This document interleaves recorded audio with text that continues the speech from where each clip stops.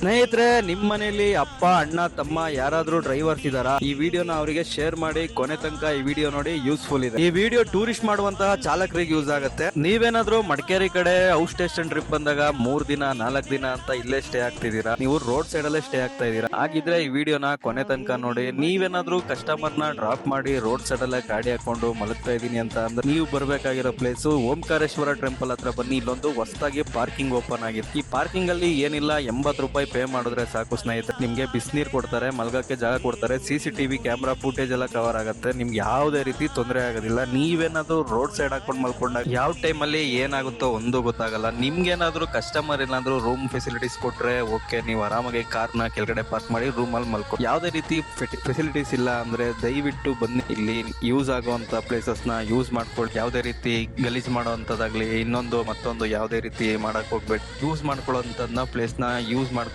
ಚಾಲಕರು ಯಾವತ್ತಿದ್ರು ಚೆನ್ನಾಗಿದ್ರೆ ದೇಶ ನಡೆಯುತ್ತೆ. ಸೇಫ್ ಆಗಿರಿ, ಮನೆಯವ್ರನ್ನು ಸೇಫ್ ಆಗಿ ನೋಡ್ಕೊಳ್ಳಿ. ಇದೇ ರೀತಿ ಹೆಚ್ಚಿನ ಇನ್ಫಾರ್ಮೇಟಿವ್ ವಿಡಿಯೋ ಬೇಕು ಅಂದ್ರೆ ನನ್ನ ಫಾಲೋ ಮಾಡ್ಕೊಳ್ಳಿ, ಮರಿಬೇಡಿ. ಟಾಟಾ, ಬಾಯ್ ಬಾಯ್. ನೆಕ್ಸ್ಟ್ ವಿಡಿಯೋದಲ್ಲಿ ಸಿಗೋಣ.